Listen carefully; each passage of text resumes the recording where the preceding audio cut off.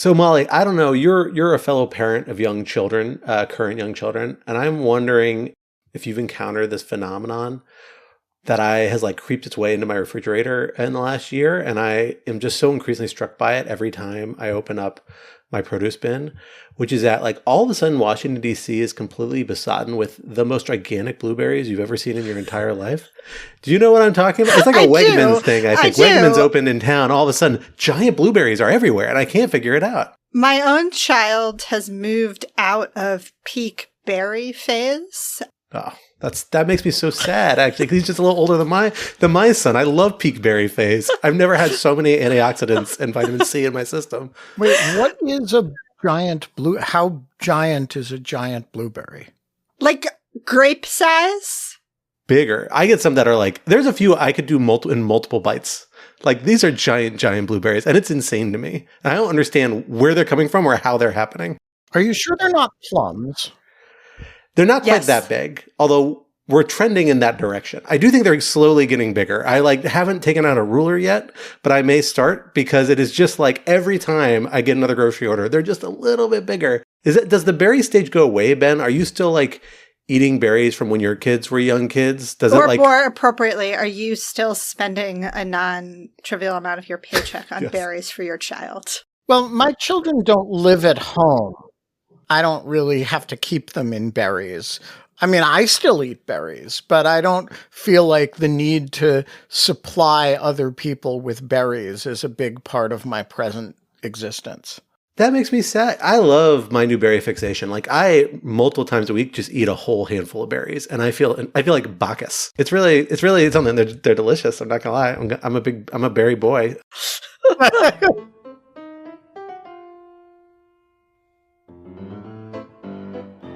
Hello, everyone, and welcome back to Rational Security, the podcast where we invite you to join members of the Lawfare team as we try to make sense of the week's big national security news stories. I'm thrilled to be joined with two of our all-stars this week, co-host emeritus and editor-in-chief of Lawfare, Benjamin Wittes. Yo. Always here with the casual yo hello, the most chill hype man Lawfare could possibly ask for. He is wearing a giant clock around his neck, so we got that part right. But the hyping is kept very concise. But that's okay. I mean, I could go on and say, it is a pleasure to join you, Scott and Molly. Yeah, that's may your days be as glorious as the blue sky or something. But yo conveys that is how you close every staff meeting. so it's not that weird.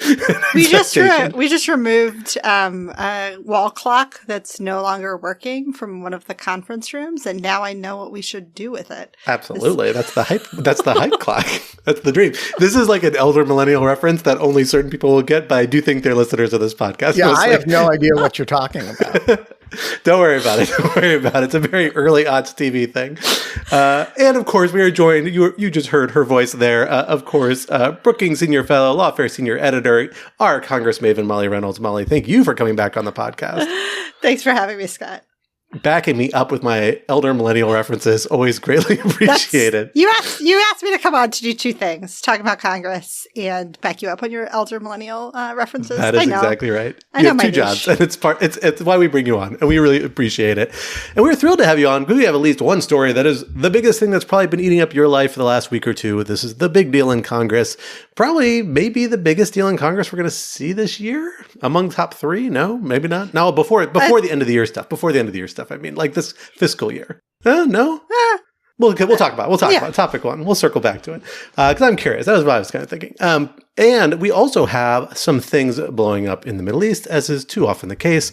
We have some things blowing up in the Justice Department, as is also too often the case these days. And we are lucky to have both of you, and Benjamin Wittes, of course, whose expertise span those two divides, to talk about that.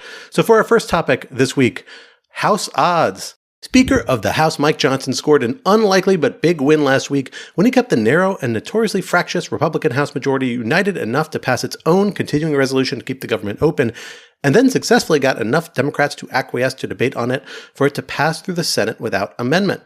What does this tell us about the current dynamics in Congress and what the Democratic minority in either chamber might realistically hope to achieve moving forward? Topic 2. This pressure goes to 11. The Trump administration amped up military operations in the Middle East this week, taking out a senior ISIS leader in Iraq, pursuing an aggressive set of airstrikes against the Houthis in Yemen, and greenlighting a renewal of Israeli hostilities in Gaza, seemingly ending the weeks-long ceasefire that has prevailed there.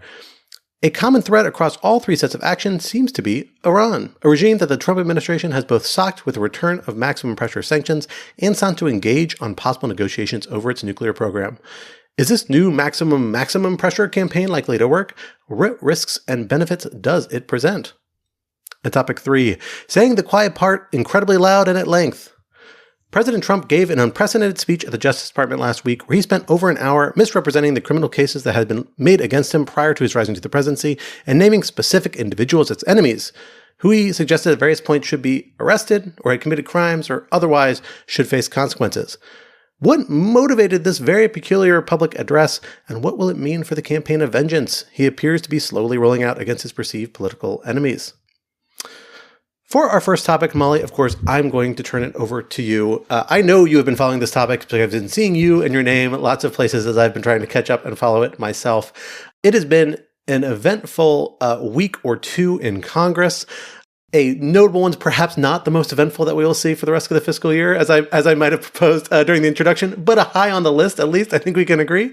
Talk just a little about what happened and what the actual sequence of events was that broke down this past week. Because I think, as is so often the case with Congress, the media coverage kind of takes a top-line point that doesn't capture all the moving parts that can be important to understand actually what dynamics it's telling us about in Congress. So give us a little more granular detail than we're getting from the headlines. Sure. So I'll walk folks through kind of what happened, and then I will offer some thoughts on how we should think about it. So to sort of rewind back to last fall, the federal government operates on a fiscal year that begins October 1. At the end of September last year, Congress had not completed action on its annual appropriations process, so it passed an initial continuing resolution that took it through into December, kind of kept federal programs running for that amount of time. And then just before Christmas, they passed a second continuing resolution that brought things into March, had a March 14th deadline.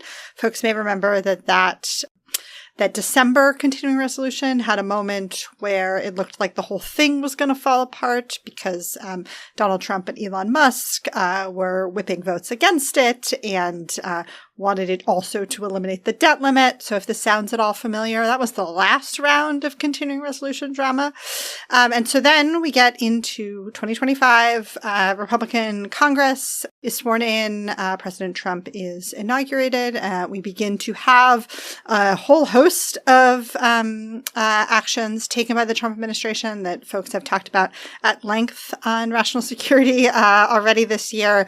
They're interfering with the lawful flow of federal funds. So, the Office of Management and Budget has this memo where it kind of turns off a lot of federal funding. There's what's happening at USAID. There's what's happening with a series of other federal agencies. So all of these interferences on the part of the executive branch with the legislative branch's spending power. So because Congress needs to act to keep the government open past March 14th, there's a lot of pressure on Democrats to use this moment as a moment to push back against what the Trump administration is doing in terms of, again, intruding on Congress's appropriations power. A challenge that immediately becomes clear is that if you have an executive branch that is willing to violate existing spending law, how do you write something into another spending law that prohibits the executive branch from doing what it's already demonstrated the willingness to do? So that's sort of the baseline. As we approach the deadline of March 14th, Democrats start to feel increasing pressure from folks outside the chamber, and then in some cases within the chamber, to really take a hard stand on this continuing resolution and say, we will not vote for this. It did need some Democratic votes to move through the Senate in a timely fashion because of the ability to filibuster spending bills in the Senate. So the idea, we don't supply any Democratic votes for any part of this unless we get a commitment from the executive branch that, Elon Musk will stop doing Elon Musk things, to sort of shorthand it. At the beginning of last week, Republicans managed, with their very narrow majority and a fair amount of persistent division within the Republican conference, do manage to clear this thing through the House. There's one Republican who votes against it. There's one Democrat who votes for it. It gets to the House, and then it sort of lands in the laps of the Senate. And at this point, initially, Senate Minority Leader Chuck Schumer comes out and says that there are not the votes among Senate Democrats for advancing this legislation. And so then for about 24 hours, folks think maybe they're going to do it. Maybe they're going to shut down the government. And then about 24 hours later, Schumer comes out and says, no, I myself will be voting for cloture. I will be voting to cut off the possibility of a filibuster. And that was widely and correctly seen as a signal that there were enough other Democrats who were also willing to do so. So that happened. That vote happened on Friday, followed, I should say, the vote on the measure itself happened on Friday, and we averted a government shutdown. So I think when we think about this, there are kind of two dimensions to think about. There's a substantive dimension. There's a question of kind of on the merits, what are the reasons for Democrats either having agreed to keep the government open, or Democrats maybe should have done something differently and shut down the government. There's a second set of questions that I'll also get to about sort of the strategic and political handling of this by Democrats, but starting with kind of the substantive pieces. The reasons not to have voted for the CR, kind of the reasons why Democrats that I think have some merit for why Democrats shouldn't have supplied the votes to keep the government open. Number one is just the magnitude of what the executive branch is doing, sort of the magnitude of the incursion into congressional power that, these are not normal times. These are not times to be kind of making ordinary congressional deals, particularly deals that you have no belief that the executive branch might stick to. So, if not now, when? That's kind of, I think, the argument for why perhaps they should have shut down the government. I think the reasons why they might have done what they did, I think there are three here that are moderately persuasive. One, we know that when there is a government shutdown, the executive branch, in the form of the Office of Management and Budget, has a lot of flexibility that it can use to decide what stays open and what shuts down. There's a series of Office of Legal Counsel memos from the 1980s. I think there are two of them. There are interpretations of the Anti-Deficiency Act that are supposed to really cabin what happens during a shutdown, really limit what kinds of operations that are funded by annual appropriations continue. But we know from the first Trump administration that President Trump has been willing to play a little bit fast and loose with these rules. So in the first Trump administration, there was a 35-day shutdown. The Trump administration did things like keep national parks open.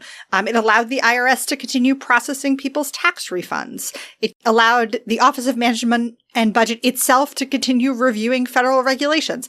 A whole list of things that probably don't meet the test of what should be able to continue during a shutdown. And so I think there was a real possibility that if the government had shut down, if there had been a shutdown, we would have seen the Trump administration sort of behave that way and then some in terms of kind of what it let keep going versus what it forced to stop. I think there's also a real possibility that if there had been a government shutdown, because of the way that kind of the reversion point shifts in that situation, that it would have been extremely difficult to reopen the government subsequently. That we may well have been in for a very long shutdown, simply because once the government is off, to sort of put it colloquially, the idea of finding Republican votes to affirmatively turn it back on is, I think, a lot harder than finding votes for it to sort of stay open.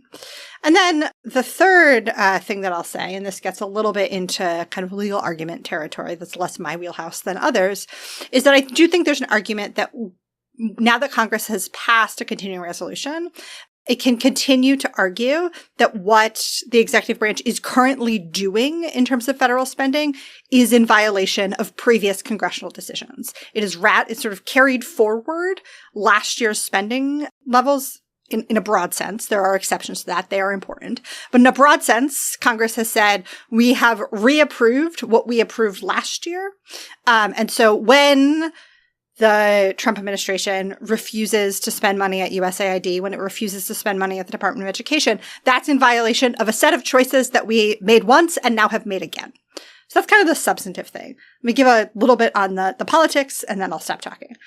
So I think anyone who watched this unfold is probably asking questions about, like, why were Democrats so adrift in figuring out how to manage this situation politically. So again, I think on the substance, you can make a solid argument either way on what was the right substantive thing to do.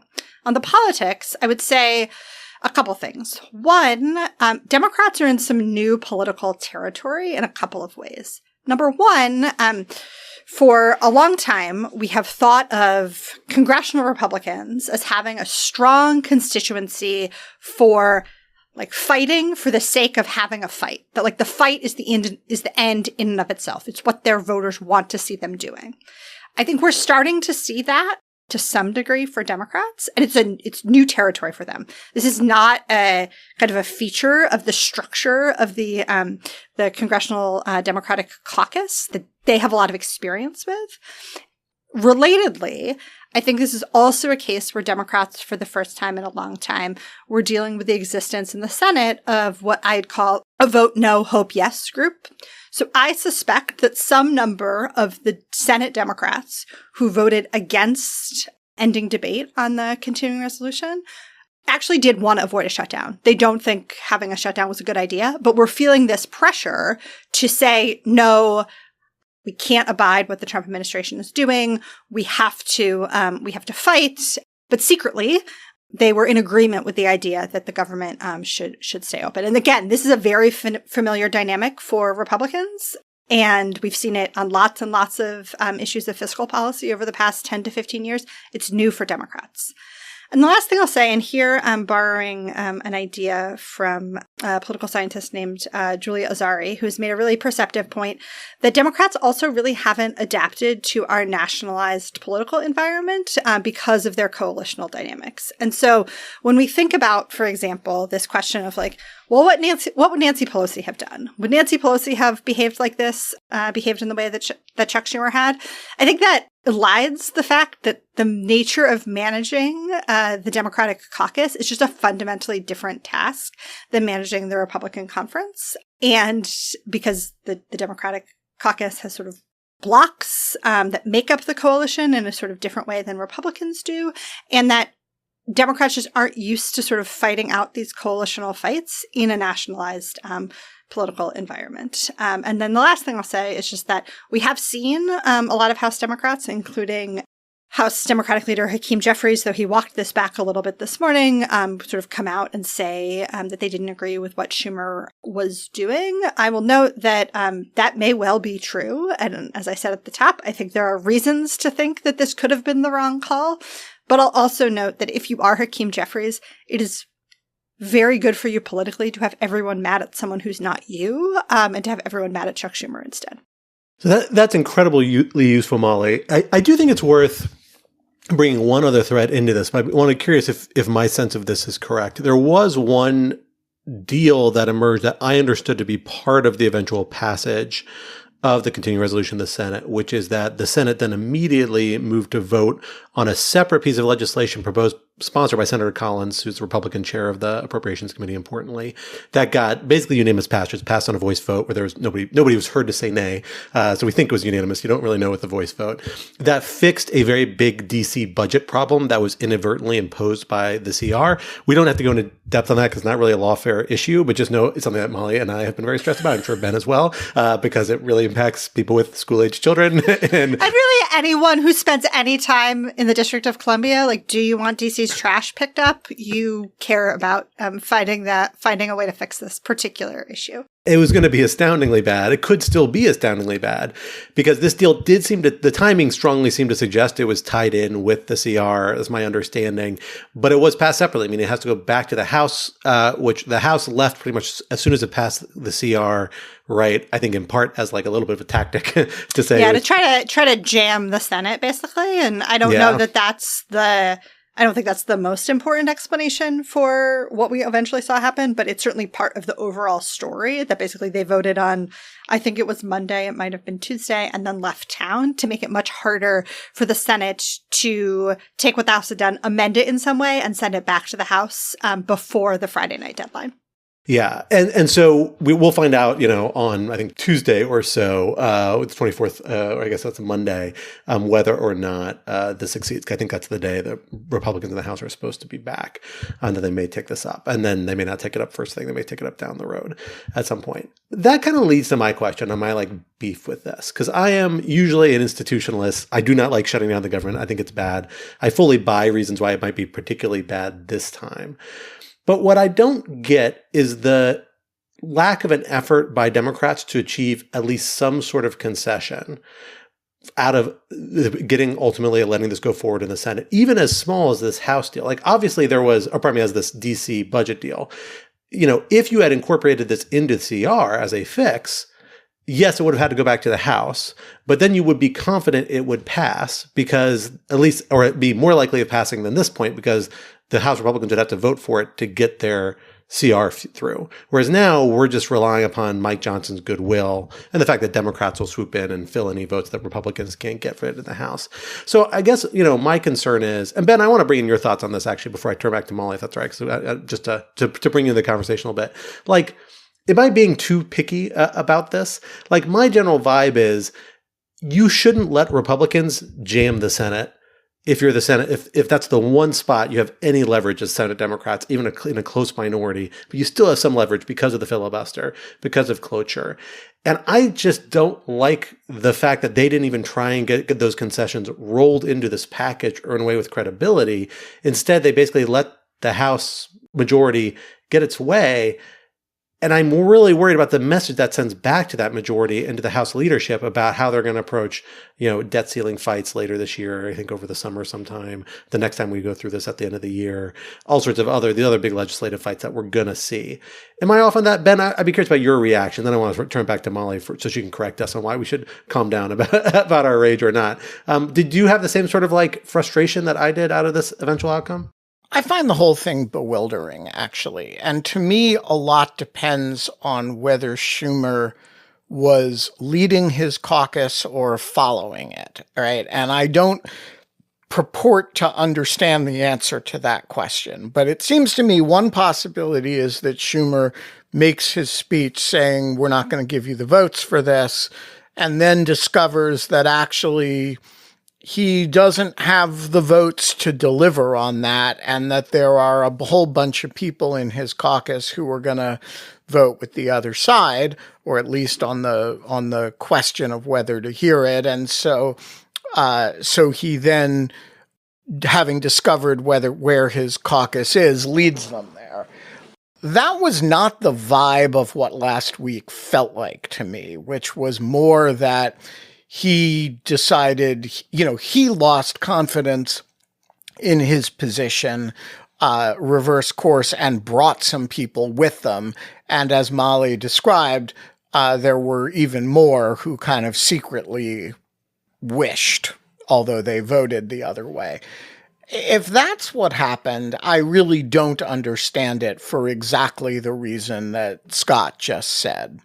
Because I don't understand why you give up unilaterally rather than get something or demand something, at least, in exchange for it. I also don't understand, to go back to Molly's earlier point, why it is valuable to lock in spending levels at the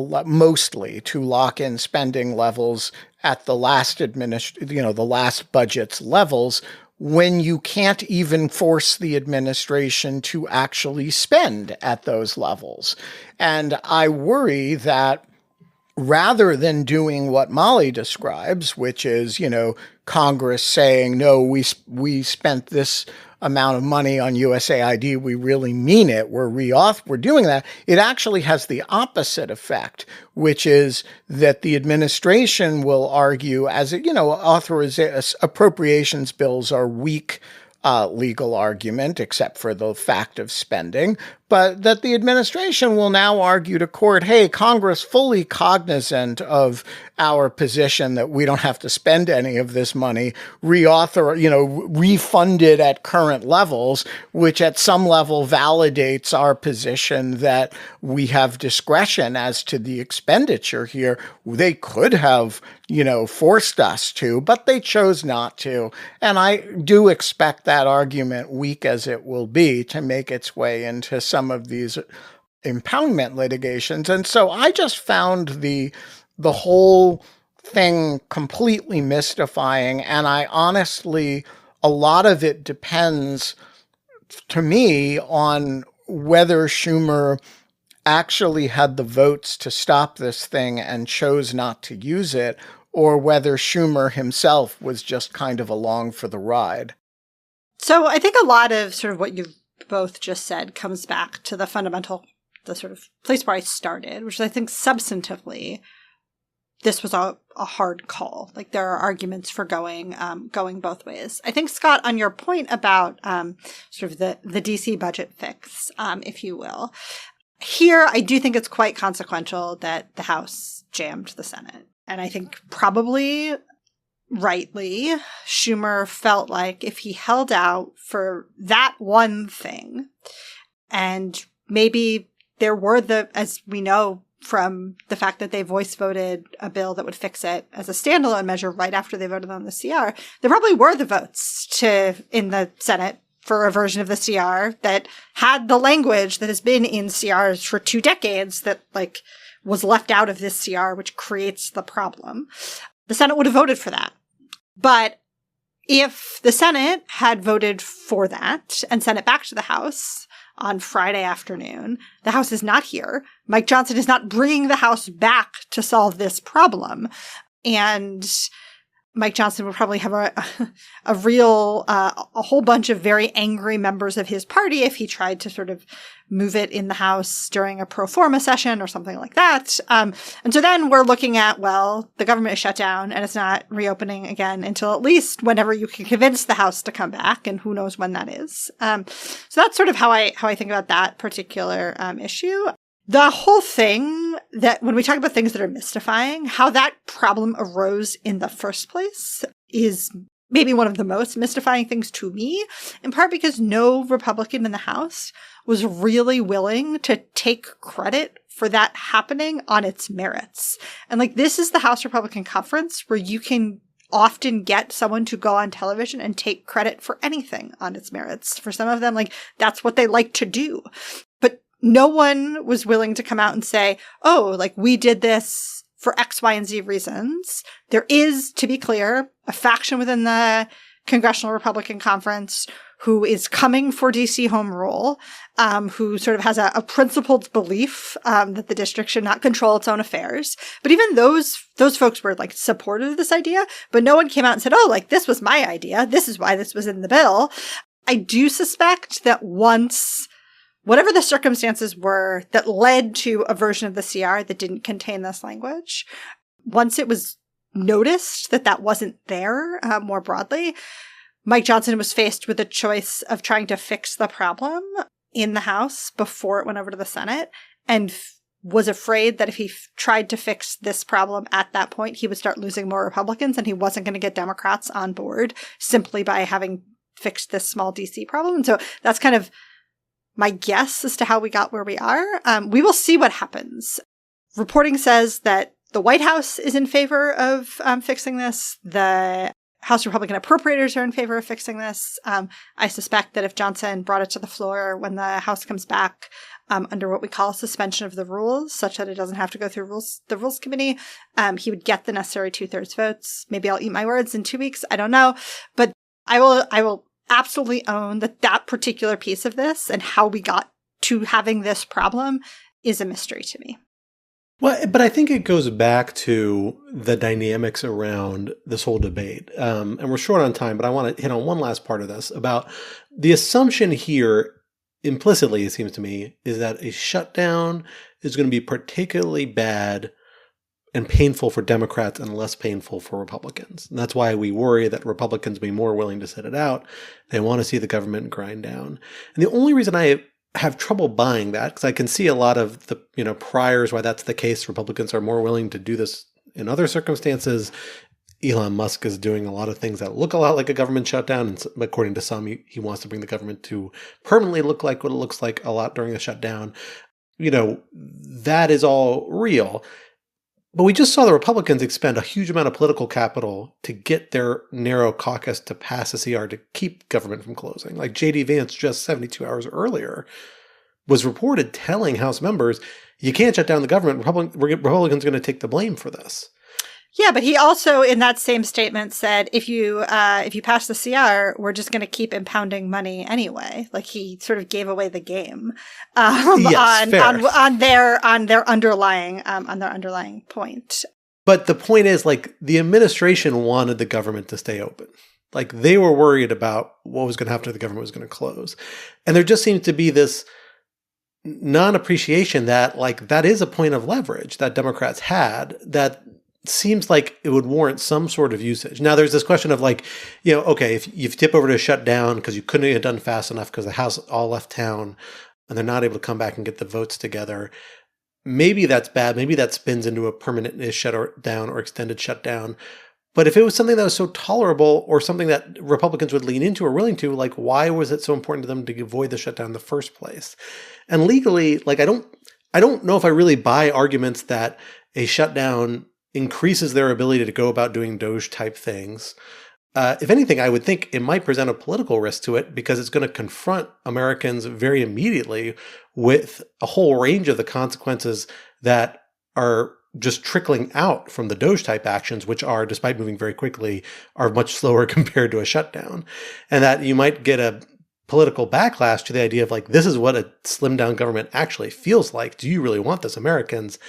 And so I don't know. I just don't totally see the calculus on the Democrats' part to say like this is something that we just could not live with. Not all the Democrats, of course, but just that critical mass. I guess I'll say two things quickly before we move on. Number one is that some of this comes back to something I was saying earlier about the fundamental sort of difference between the Democrats and the Republicans and how their parties are organized and the degree to which sort of Democrats want government to work and Republicans don't, or it's sort of not as broadly important to them in the same way. And so I think some of this comes down to just like Democrats aren't interested in having a government shutdown in the same way that Republicans are. The second thing is that this question of like creating political pain, I think it's important to remember that the people who are going to feel that pain first are vulnerable Americans who are not, for a whole host of reasons, in a position to themselves mount a strong political response against what the government is doing. So it's kids who don't get meals, that sort of thing. Well, let us go from one long, slow, drawn-out, arguably generational fight to another in a very different corner of the world, and that is the Middle East. It has been, after a somewhat quiet few months in the Middle East, that's overstating it, but by the Middle East standards, I think relatively quiet, at least in terms of American headlines and American involvement there.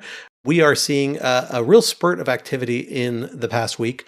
We saw, really not just the past week, really just the past 72 hours or so, 96 hours, we saw a fairly high-profile military action in Iraq that took out the purported number 2 of ISIS in Iraq. It's a joint military operation between Iraqis and Americans. Notably, this is after Americans had officially withdrawn and were no longer fulfilling combat roles in the country as of the end of last year.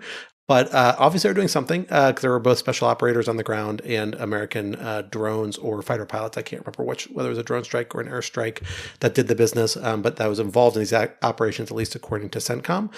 Then we also had, separate from that, in Yemen, we saw 48 hours ago or so, a really concentrated, aggressive range of strikes against the Houthis in Yemen that is on a scale that we only saw the Biden administration pursue once or twice, and I think probably of an order of magnitude a little bit bigger than that. Maybe not order of magnitude, but a bit bigger in scale than what the Biden administration pursued, and being very, very clearly couched as both retributive and intentionally escalatory by the Trump administration. They're essentially saying, look, these attacks that have been ongoing intermittently against American ships and U.S. Navy ships present in the Persian Gulf need to stop, Houthis, or we are going to keep escalating, hitting you harder and harder and harder. And it's also tied to the redesignation of Ansar Allah, which is the alternative name of the Houthis, more proper name, as a foreign terrorist organization, although notably, despite what people persist in saying, FTO designation has absolutely nothing to do with the use of military force. So not actually implicated here, but notable that happened as well in the last few days. And then we've seen just in the last 12 hours, 24 hours at the time we're recording this, which is around midday on Tuesday, March 18th on the East Coast, we saw what appears to be a collapse of the ceasefire in Gaza. The ceasefire has already been on kind of its last legs. Phase 1 ended at the beginning of March, even of the ceasefire. Even before the end of phase 1, we saw a little bit of shifting in circumstances of the parties, Hamas slowing its roll on the release of hostages, most notably releasing hostages in pretty publicly humiliating ways that were meant to play up Hamas domination in ways that I think the Israeli street found very, not unreasonably in my view, pretty offensive and terrible. And that this combined with the windup of phase 1, led to a situation where phase 2, which is supposed to be a more substantial transfer and withdrawal by the Israelis and transfer of authority back to somebody in Gaza, basically has ground to a halt. Negotiations never got off the ground. There was talk among the Israelis of a Witkoff plan, Witkoff being Steve Witkoff, Trump's envoy, that's been leading the negotiations around this, where essentially he said, Hamas, you should give half of your remaining hostages and remains back to the Israelis. We'll get 6 more weeks of ceasefire. Then you'll give the other half, and by then we should be in negotiations. A reimagining of phase 2, to say the least, from the original Biden-contrived ceasefire plan that didn't get any bite on the Gaza side. And so now we are seeing essentially a renewal of pretty substantial airstrikes. There are reports, at least from Gazan officials, of 400 killed, 500 injured from this latest round. And it doesn't appear like this is going to be the end of it. Israelis appear intent on renewing some sort of hostilities, at least in the short term, to kind of change facts on the ground. Ben, you are, as always, a close watcher of various corners of the Middle East, particularly Israel and the Palestinian territories and areas around. But the Houthis have been on your radar. Iraq has been on your radar. Talk to us a little bit about what you make of these developments, all kind of popping up in this last 72 or 96 hours or so, and what the unifying theme is. Oh, and I should mention the one unifying theme we hear in press statements from Americans on all this is Iran, particularly in the Houthi strike, also in the Gaza strike, basically blaming Hamas, and then some statements, Hamas and its kind of backers in Iran. In the Iraq context, targeting ISIS. ISIS is not backed by Iran, but continued U.S.-Iraqi military cooperation is another thing that has historically gotten under Iran's, irritated them a little bit. So there is this kind of thread, and Iran is a country that the Trump administration has both renewed maximum pressure sanctions on in the last 2 months since coming back in office, but has also reached out to and tried to start some sort of diplomatic dialogue with over its nuclear program. But with the backdrop being, if we don't get negotiations on this, we're going to have to turn to the use of military force. That's kind of what this looks like, or at least a preview of what that might look like. Ben, talk to us about this. What do you make of this? How are these all tied together to the extent they are? Yeah, so like everything in the Middle East, everything is both connected and unconnected at the same time, right? You have 3 discrete conflicts that are, that interact with one another, but mostly are unconnected-ish. So the rise and fall and re-rise and re-fall of ISIS is something that the United States has a long-standing and cross-presidential interest in. The Trump administration may sound a little different from the Biden administration in this regard and, likes to thump its chest, whereas the Biden administration like to be quiet about things like this. But by and large, both administrations are going to behave similarly with respect to maximizing cooperation with the Iraqi government to confront ISIS and keep ISIS small, right? And so this is a fairly spectacular raid, but I don't think it's particularly surprising or out of character with what the administration has been doing across the Biden administration, Trump administration, and even late Obama administration in this regard. The Houthis are a little bit different because they actually got involved in this more out of, they were always harassing shipping, but they really went to town on it after October 7th. They kind of entered the fight, forced the Israelis to do some very long distance air raids responses. They were firing missiles into Israel on a fairly regular basis. They really upped their harassing shipping game in connection with the post-October 7th environment. And look, I mean, the Israelis they've been a headache for the Israelis, and they have been a bit of a surprise player in the whole thing. It's not unlike Hezbollah. It's not an area where the Israelis have especially good intelligence. Yemen is at least was a little bit off their radar screen most of the time. But it's an area that the U.S. Navy has been thinking about for a long time because of, before there were the Houthis, right, there were Somali pirates, right? This region is one in which the U.S. has a longstanding commitment to safe and free navigation of international shipping. And so if over time you go after shipping, and they've actually targeted a lot of Navy vessels over the years, recent years. And so if you do that over enough time, eventually the United States is going to pound you. And that's what happened here. And, again, the Trump administration likes to describe itself in chest-thumping terms and talks about how much bigger this operation is than anything the Biden administration did. But I take that more to be our missiles are bigger than your missiles kind of thing, rather than a reflection of some deep change in policy. I think our policy is freedom of navigation in the relevant, the Red Sea and other Suez Canal-y kind of areas. And over time, if you mess with that in a serious way, the Navy is going to have a problem with you, and you're going to have a problem with the Navy. Now, I do think the collapse of the Gaza ceasefire, which may be atmospherically related to all this in the sense that, a bunch of stuff is going boom in the Middle East, that's a great time to end a ceasefire if you happen to want to end a ceasefire.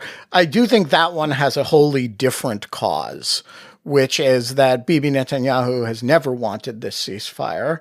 And, for all the Bibi Netanyahu haters out there, of whom I am one, there are some good reasons for that.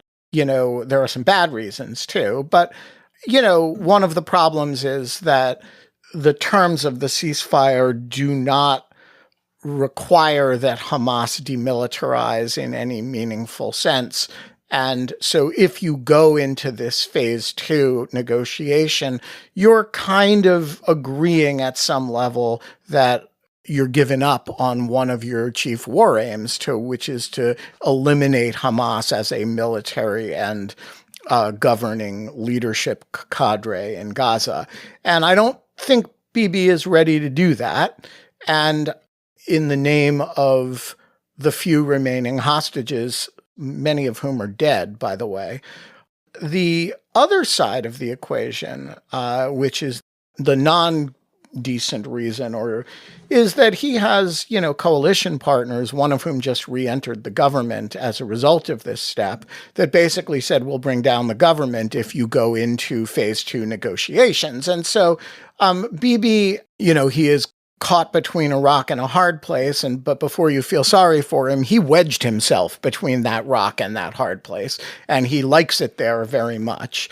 And so, things were going boom and you could just kind of end this conversation if you made a few more things go boom. And that's what he did. I think that's the best short explanation I can give.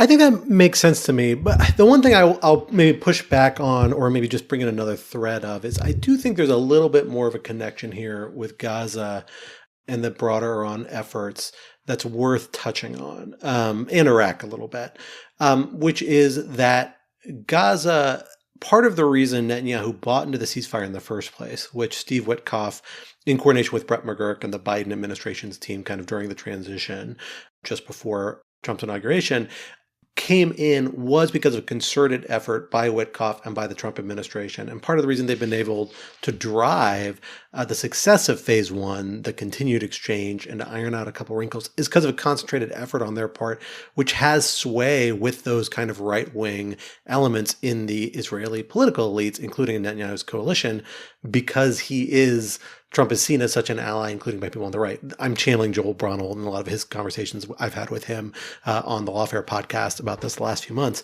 But very few people know this better than him, and I take his word for it. And these are the dynamics as he kind of describes them. So my suspicion now, Joel hasn't testified to this, although I'm tempted to ask him, is that the sign that the Israelis are willing to do this is an alleviation of pressure. I think its desire to do it is driven by Israeli dynamics and has been kind of ever present. Netanyahu's not excited about it. Frankly, there's not a big public demand for the ceasefire. If anything, I think it's pretty unpopular in Israel in a lot of dimensions. But it is nonetheless something they feel compelled to go along with because of the pressure from the Trump administration. But that appears to be alleviating, or at least on pause.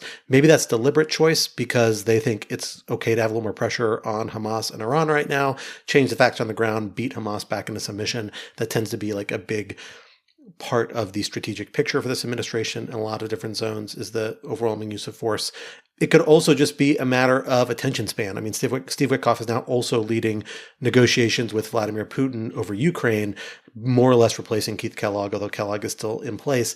So it might just be that he doesn't have enough much time to manage the politics in the Israeli picture and around the ceasefire, and the Israelis are taking this as an opportunity to say, well, we're going to try and change things on the ground in our advantage. I don't really know which it is, but I wouldn't rule out the possibility that it's at least a combination of those two factors, if not the former, and that does kind of tie it into the strategic picture. It also means that while they're maybe willing to do this to alleviate a little bit of pressure to ramp up pressure a little bit on the Iranians, you go too far, it complicates things because you have the Arab states on your side in terms of confronting Iran and trying to cabin Iran in various regards, including potential through negotiations, although they'd have to go beyond the nuclear profile most likely. But you push too far in Gaza, then all of a sudden the Arab states can't cooperate with you on other fronts as easily as they might like. So it's this kind of delicate balancing act that if they want to walk this tightrope will be challenging for them. Molly, let me turn to you on this, because I want to ask you a domestic politics angle on all of this, which is, to what extent do we see anyone in Congress even remotely engaging with any of this currently? Bearing in mind, it's been a difficult few weeks.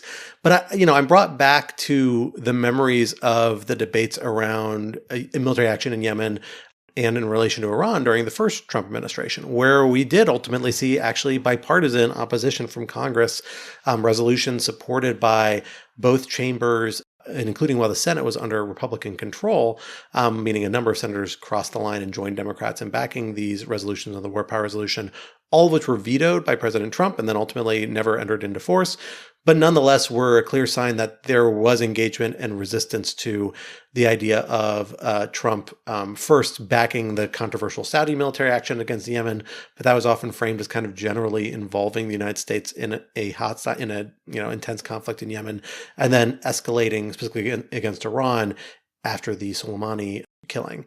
So, do we see any signs of this sort of discontent? Some of the people who sided with Democrats in opposing Trump then are still in the Congress. Many of them aren't, particularly on the House side, but some of them are. But I haven't heard anyone engage on this. And that includes Democrats, too. I haven't really seen that many Democrats be that vocal about any of these things in the recent past few days or few weeks. What are the dynamics around these foreign policy questions in this new Congress, to the extent we even know yet, because it's still very early in this Congress kind of constituting itself?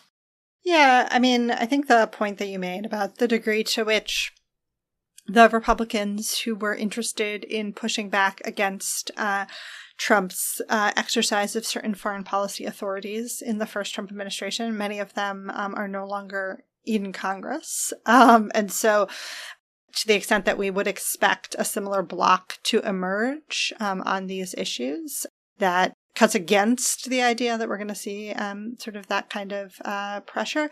Also, just note that this is a little bit unrelated, but I think while we're talking about tools available to members of Congress to push back against the executive branch, the House last week, as part of the special rule for debate on the continuing resolution, so the measure that the House passed first to set up the terms for debate on the CR, included a provision that basically turned off the availability of certain expedited procedures in the national emergencies context for the duration of the year. This is, I think, basically an attempt to prevent anyone in the House from forcing a vote to end the national emergency that's going to underlie the exercise of tariff authority.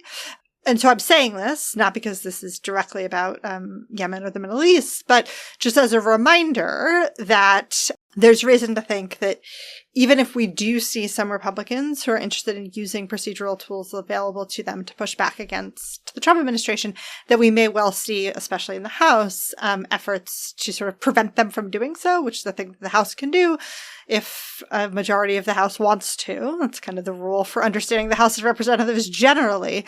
But this all sort of adds up to, I think, that, you know, we may well see some members make statements and that kind of, and want to be engaged with the administration on these issues, but that this is one place where I am not sure that we're going to see kind of organized Republican opposition in the way that we did in some situations during the first Trump administration.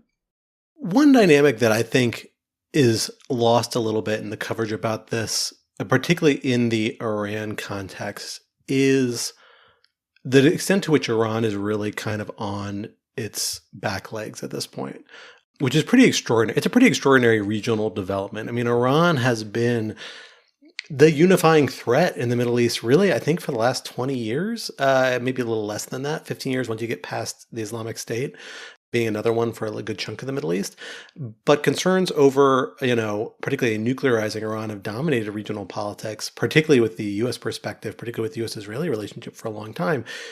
And I really think a lot of this is a sign that while Iran has a lot of political salience, certainly, and is of strategic concern, really people don't think it's the threat it once was. It is much more susceptible to this sort of military pressuring. You know, certainly in the Iraq context, I'll note, like, there was supposed to be a U.S. withdrawal by the end of last year originally. Then it got shifted to kind of like a phased withdrawal that extends till, I think, September of this year under the current plans. But we've already seen a lot of change of postures among folks in Iraq, where there are the dominant political party, a lot of politicians there are closely allied with Iran and Iranian factions, but there's a super strong nationalist strain that kind of runs throughout all Iraqi politics, where even groups allied with Iran sometimes aren't thrilled about the degree to which they are co-opted or dominated by Iran. And there may be a resurgence of those sentiments as using the United States military presence as a bit of a counterweight. And so I do kind of, I say all this to say, and Ben, I'm curious about your thoughts about this. Like, I kind of get the impression that this may work better this time than it has in the past. And I actually do think there is a moment for really achieving this. Like, this is all a product, frankly, of the Israeli military operation in Lebanon, and then the completely surprising windfall success of rebel groups in Syria capitalizing upon the Israeli military operation in Lebanon.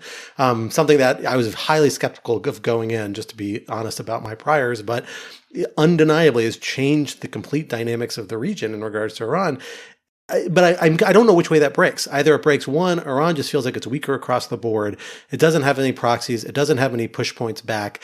And so ultimately it has to capitulate. So it says, okay, let's just engage with negotiations. We can trade away our nuclear file and maybe some regional machinations that we really can't do that effectively anymore to get some concessions and therefore improve our regional position.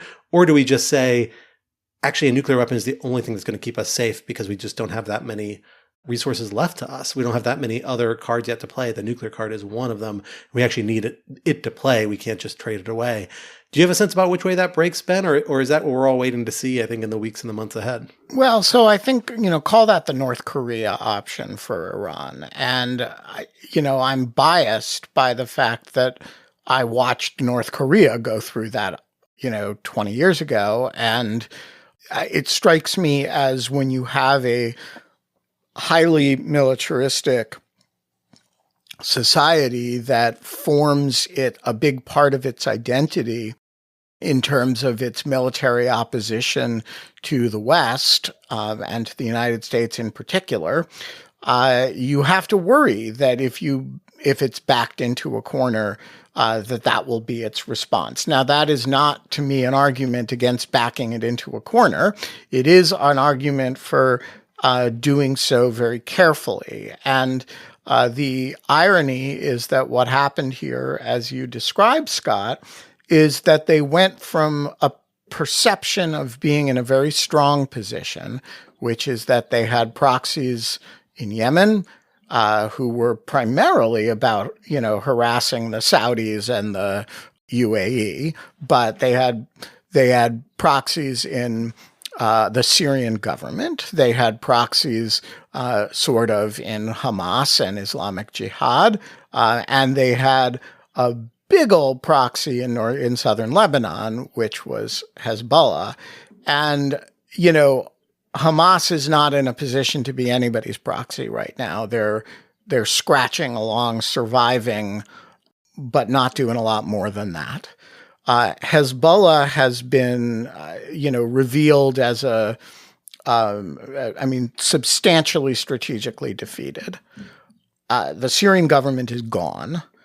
And the United States is dealing with Houthis now, right? And so, this is a forefront defeat for Iran, which is already an economic mess.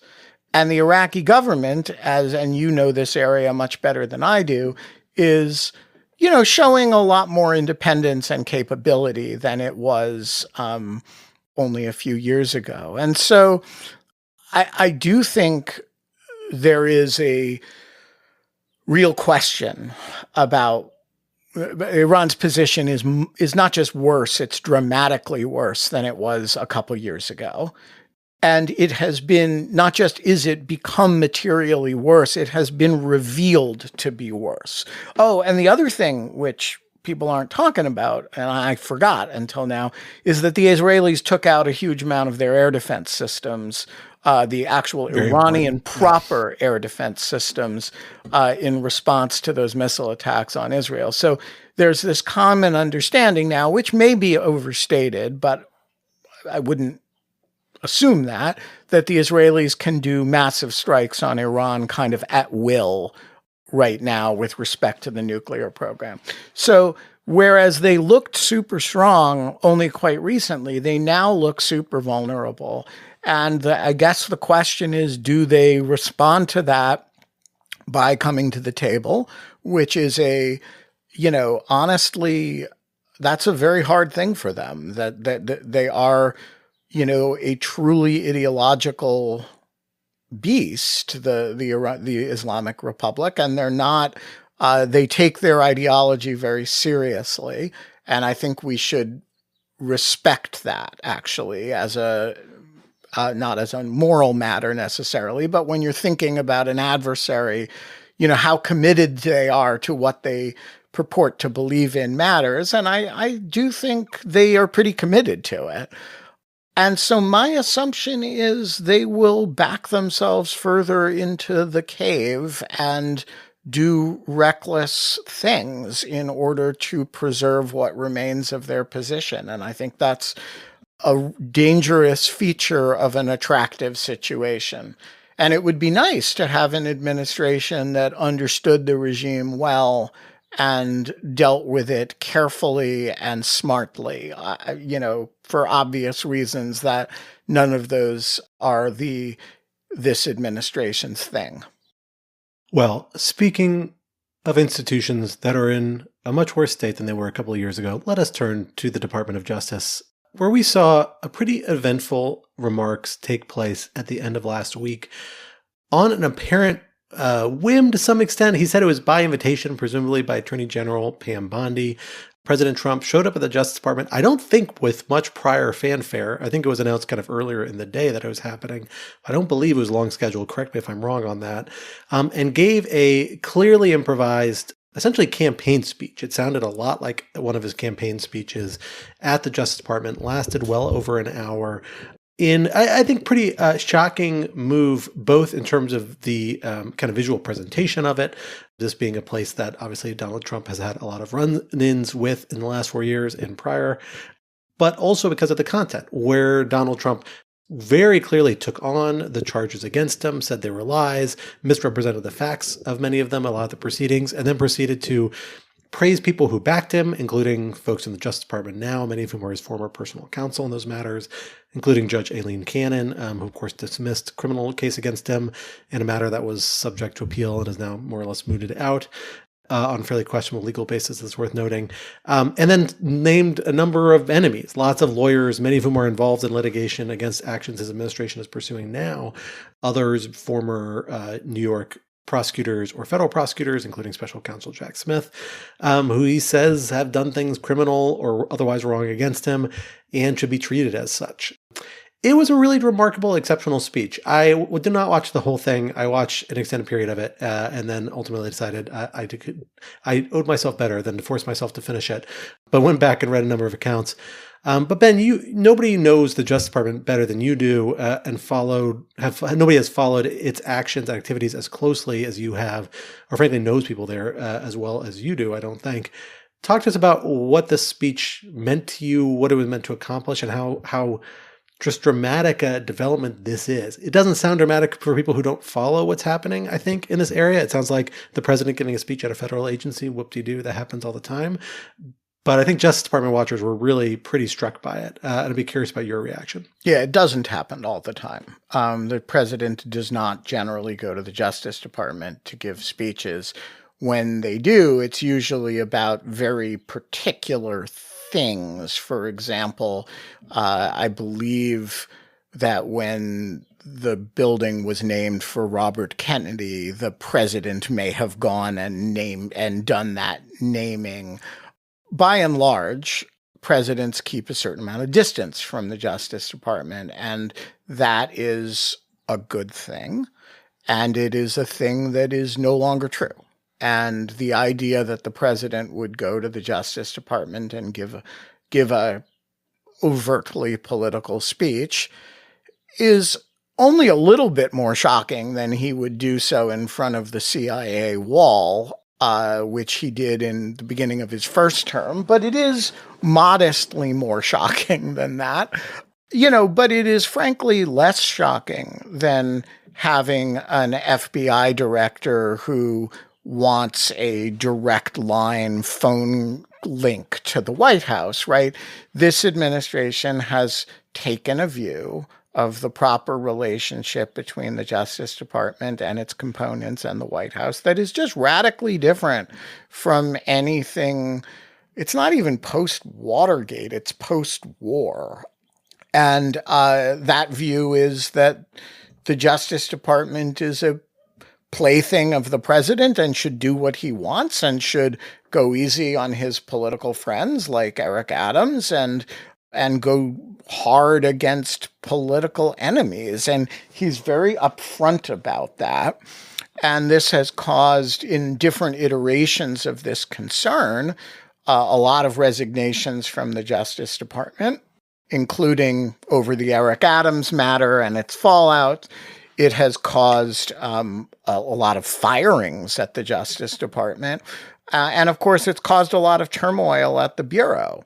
And so, in some ways, Trump's appearance there touting this stuff is less dramatic is just a natural culmination of everything that he's said, which is that he kind of treats this like any other federal agency and directly reportable to the president in exactly the same way, which of course is constitutionally true and normatively abhorrent.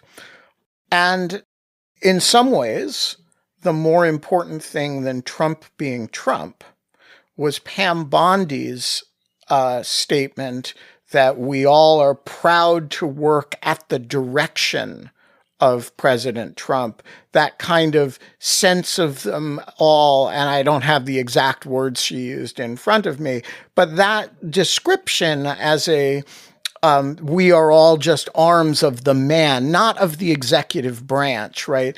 That is for an attorney general of the United States to describe the Justice Department that way. That strikes me as more upsetting even than the president seeking to treat the Justice Department that way, because presidents will try things and it's the attorney general's job to say, no, you can't do that. No, I will throw myself in front of that train, as even Bill Barr did, after the 2020 election. But for the attorney general to be talking that way herself is really abhorrent to the values that the Justice Department is supposed to be about. So these sorts of big performative actions that Trump is addicted to always hit me in two directions. On the one part, they are clearly a rallying cry, a kind of celebration, a rubbing in the noses of his enemies in a way that a substantial chunk of his supporters love. And I think that he personally loves, right? It's this triumphalist celebration and public performance of that. But I always, in my back of my mind, and maybe this is my wishful thinking and my institutionalist inclinations, I always think, but damn if this isn't just stupid for him to actually do if his actual goal is to accomplish what he's doing on the back end. Because when I look at these sorts of actions, what I think is that it becomes, insofar as you are trying to use the Justice Department or government to punish people, when you make statements like this, it makes it much harder to look like those sorts of actions are incidental to any sort of relationship to the president, because you've got a clear statement of animus, of mens rea on the part of the president, and an assertion that everybody is acting at his direction, in fact, whether constitutionally appropriate or no. And that doesn't play well with two important audiences in this case, I don't think. One, I think, is the courts, because that is the thing that the courts are inclined to look for. And while, there are plenty of Republicans in the courts, and the Supreme Court has, majority of Republicans, and 1/3 of which is appointed by Donald Trump, I don't think they're fundamentally lawless people on the Supreme Court or elsewhere. And I also think, frankly, they're a lot more institutionalists of inclination. Ironically, many of his appointees actually are kind of more of the swing justices now, Amy Coney Barrett in particular, and Chief Justice Roberts, Kavanaugh sometimes kind of, than on the court. And this is the sort of thing that I think makes it harder for them to swing in the conservative direction that benefits Trump. And the other half is the domestic politics sort of perception. Like, I do think this, while there is a component within the party that likes this and is going to see it as a big booster, I have to think this causes friction with people who are in competitive states, that you have to win still if you want to control the House and maintain control of the Senate and win re-election as president, or win another Republican win election as president down the road. So, Molly, let me start with you on that latter point. And then I want to come back to Ben on the kind of judicial point. Am I way too optimistic about this? Like, is this the sort of thing that we can likely see working its way into campaign speeches or campaign ads down the road that people will run against Trump and his backers? Or is this the sort of thing that's people aren't sensitive to it? That's not a talking point that people buy into, this sort of corruption, manipulation of state apparatus sort of narrative. So I think the idea that Donald Trump is corrupt and Donald Trump is out for himself and Donald Trump is letting Elon Musk, who is corrupt and out for himself, destroy basic components of the American federal government. Like, I totally expect us to see all of those things be part of Democrats' messaging going forward. I don't know that they're the parts that are going to matter the most. I mean, one thing I come back to a lot is the idea that in the first Trump administration, the times that Donald Trump was most unpopular were often times not when he was doing something outrageous and in violation of the rule of law, but times when congressional Republicans were trying and in some cases succeeding at doing things that are politically unpopular. So when they tried and failed to repeal Obamacare in the summer of 2017, when they passed large tax cuts for the wealthy later in 2017.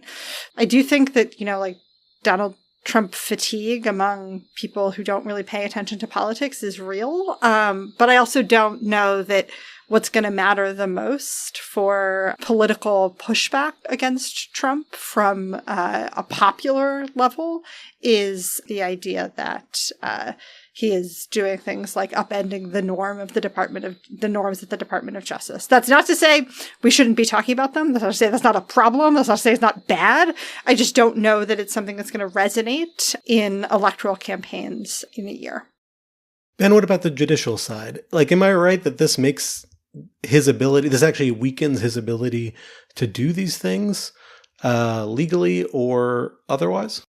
There is no doubt that this is an area that the malevolence really is tempered by the incompetence. If you wanted to do this in the most effective way, you would be very quiet about it. And you would have a certain understanding with the Attorney General. Maybe it would be entirely unspoken, and you would just know, and you wouldn't talk about it. Because every time you talk about it, you're writing the other side's briefs. And you're writing the other side's briefs in ways that really do go to prosecutors' sense of their own functions. They do not think of themselves as political hatchet men working on behalf of the people in power. They think of themselves as independent executors of justice. And you're also speaking very directly to the court's receptivity to your latter arguments that no, this prosecution of Molly Reynolds is totally on the merits. It's just based on the horrible things she did. It's not based at all on the fact that the president made a speech 2 weeks ago that we're going after Molly Reynolds. And federal judges are, some of them are ideological. They're not idiots as a class. And you do ask them to behave like idiots at some peril. That said, doing it this loudly has certain benefits too that are mostly in the political space. If you thump your chest very loudly and tell about how you're going to go after your political enemies, and then you go after a couple law firms, turns out all the other law firms then are much more reluctant to hire people that you've fired. Turns out all those other law firms are a little more careful about how they take clients, right? Play that out over 100 different areas. And so I think you're absolutely right, Scott, that when these things go to litigation, he's set up a bad record for himself. But I think he's also reduced the number of people who are going to want to litigate it. And so that's the push-pull of the thing. Look, I want to say something that, should be obvious from everything we're saying, but is worth saying explicitly. This stuff is really bad. The Justice Department, as a dispassionate arbiter and executor of what should be prosecuted, that idea, I concede off the back, it is extra constitutional. There is nothing in the Constitution that says the president can't direct the Attorney General, or even that the Attorney General needs to exist as to whom to prosecute. But once you accept that, you accept that there is no way ethically to be a federal prosecutor. Because, if you said to a lawyer who says, I have a righteous case, let's call her Danielle Sassoon.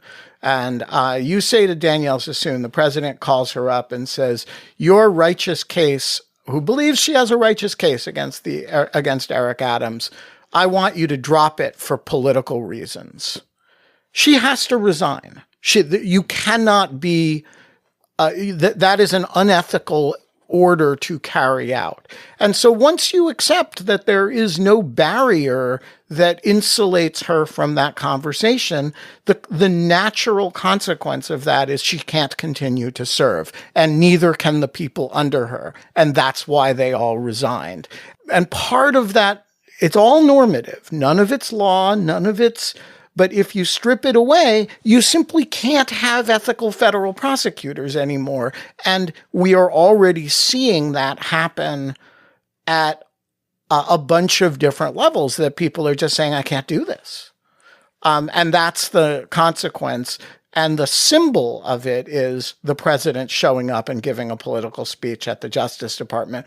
But frankly, I'm glad he's doing the symbolism, because he's doing the substance too.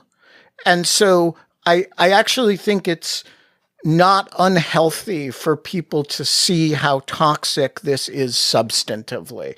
And, you know, what would be awful is if he were whispering this stuff in Pam Bondi's ear and behaving normally in public. So, you know, one hand clapping for it. I'm sort of joking.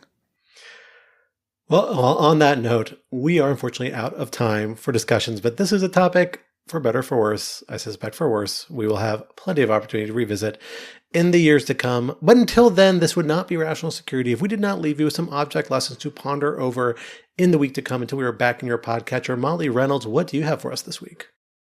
So in my lengthy comments on the shutdown earlier, I mentioned some observations that I was cribbing from political scientist Julia Azari. Julia has, along with two other folks, Jonathan and David Bernstein, a really excellent Substack called Good Politics / Bad Politics. I would commend in particular Julia's piece from last week about the shutdown. I'd also commend a piece from earlier this week by Jonathan about the sort of concept of a constitutional crisis and sort of what the conceptual limits of talking about it in those terms are.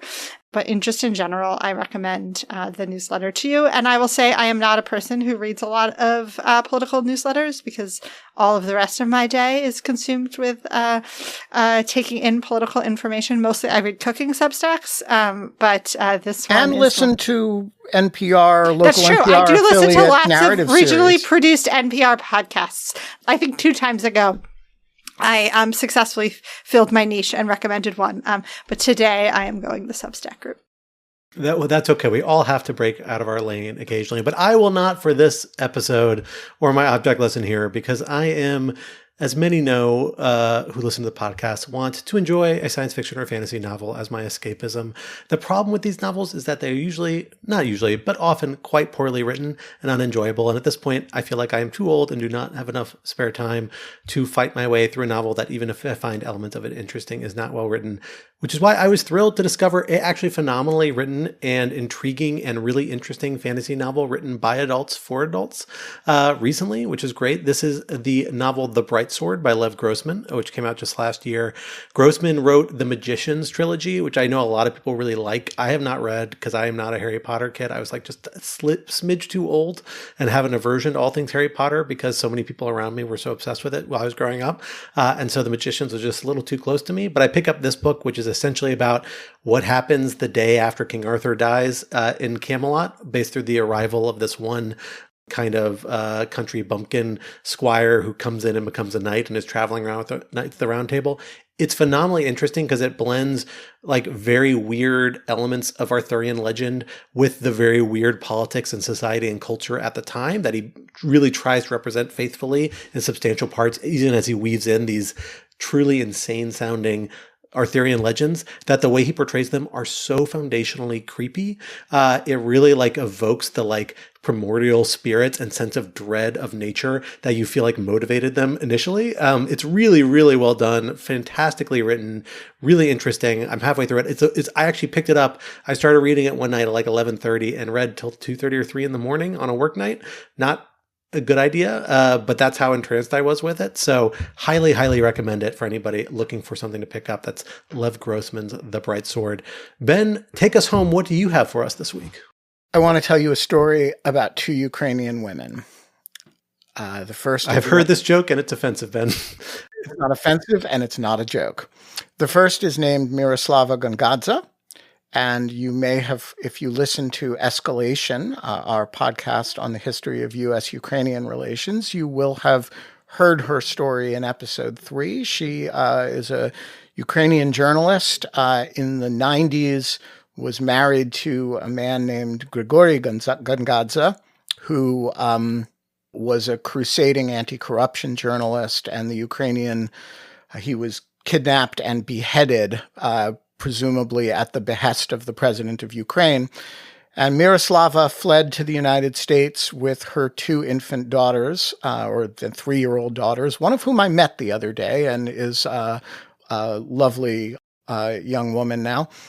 And she became a journalist here in the United States, and she ended up running a prominent newsroom devoted to Eastern Europe and Eastern European politics, wherein she employed my second subject, a woman named Katerina Lisanova, who was a good friend. And Katerina was covering the Hill for Miroslava's organization.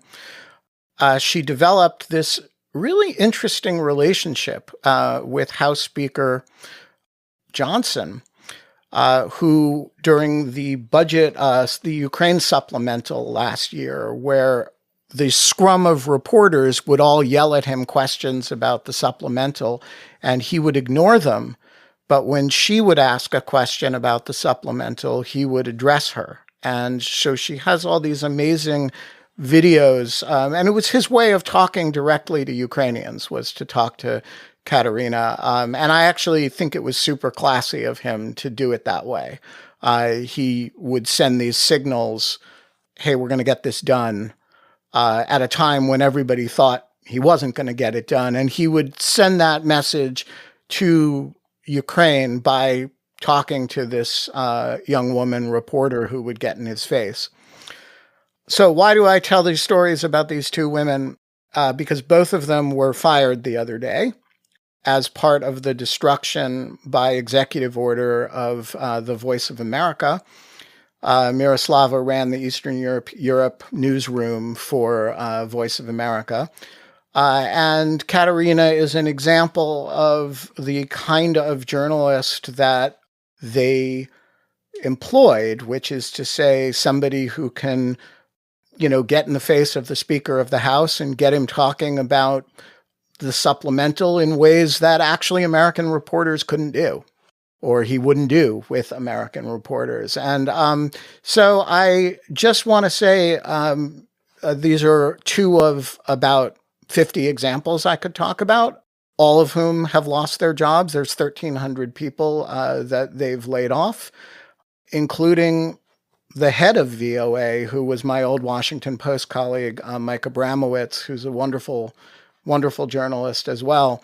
And so one of the VOA reporters posted on Facebook that if you are hiring, if you're looking for communications people, reporters, there are a whole lot of multilingual, you want people who do work in Cambodian, Vietnamese. I mean, it's 50 different languages they work in, and it's an astonishing group of people who I cannot think of a time when, with a single stroke of a pen, a president of the United States has done more damage to journalism.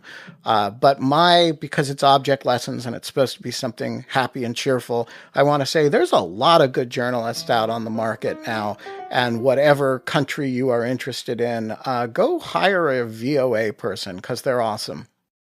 Well, on that note, that brings us to the end of this week's episode. But Rational Security is, of course, a production of Lawfare, so be sure to visit us at lawfaremedia.org for our show page with links to past episodes, for our written work and the written work of other Lawfare contributors, and for information on Lawfare's other phenomenal podcast series, including Escalation, now available in a podcatcher near you. In addition, be sure to follow Lawfare on social media wherever you may socialize your media. Be sure to leave a rating or review wherever you might be listening, and sign up to become a material supporter of Lawfare on Patreon for an ad-free version of this podcast and other special benefits. For more information, visit lawfaremedia.org/support. Our audio engineer and producer this week was Noam Osban of Goat Rodeo, and our music, as always, was performed by Sophia Yan, and we are once again edited by the wonderful Jen Patcha. On behalf of my guests, Ben and Molly, I am Scott R. Anderson, and we will talk to you next week. Until then, goodbye.